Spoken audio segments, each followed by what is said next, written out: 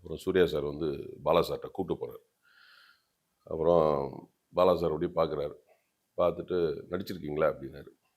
ஆமாம் சார், ரமணா பண்ணியிருக்கிறேன். அப்படின்னா பக்கத்தில் ஒருத்தர் இருந்தார், நான் அவரை கண்டுக்கவே இல்லை, யாருன்னு தெரியல. அப்போது சொல்கிறாரு பக்கத்தில் உள்ளவர், பாலா ஒரு நல்லா நடிப்பார் பாலா. என்னடா நமக்கு புரியலை, இவர் என்ன யார் அப்படின்னு பார்த்தா பக்கத்தில் விக்ரம் சார். ஓ அப்போ சாமின்னு ஒரு படம் நடித்தேன். அந்த படம் ரிலீஸ் ஆகலை. இது 2வது படம் தான், பிதாமகன் தான் முதல்ல ரிலீஸ் ஆயிடுச்சு. சாமி வந்து நடித்தது 3வது தான் ரிலீஸ் ஆயிடுச்சு. சாமியில் இவர் கூட நான் நடிச்சிருக்கிறேன். அதில் வந்து அந்த ஒரு பவர்ஃபுல்லான சீனு, அந்த ஒரு கலவர சீனில் நாங்கள் ஒரு 100 பேர் அருவாவோட வருவோம். அவர் ஏத்தால டிஎஸ்பி போலீஸ் அனுப்புறாரு. அப்போ ஒருத்தன் என்கிட்ட சொல்லுவான், அண்ணா சாமி வரான். எவம்ல அவன் சாமி? 10 பேர் சேர்ந்து செஞ்சா அது பேர் கொலல, அதே 100 பேர் சேர்ந்து செஞ்சா அது பேர் கலவரம்ல. இங்க நடக்க போறது கலவரம் அப்படின்னு இவர் வருவாரு.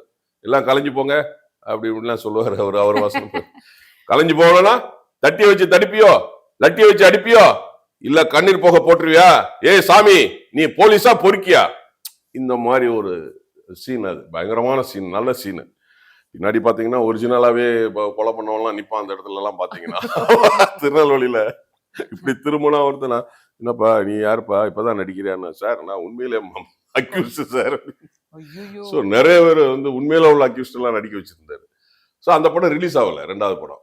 இது 3வது பிதாமகன் ஆக்சுவலி. அப்போ இவர் பார்த்தா விக்ரம் சார் அந்த மேக்கப்ல இருக்காரு. நான் எனக்கு அடையாளமே தெரியல. அதுக்கப்புறம் சார் சாரி சார் நீங்களா அப்படின்னு, நீங்க அங்கிருந்து வரும்போதே நான் பாலாட்ட சொல்லிட்டேன், இவர் நல்லா டயலாக் பேசுவாரு அப்படின்னு. பாருங்களேன் ஒரு கோ இன்சிடென்ட் எப்படி ஆகுதுன்னு பாருங்களேன்.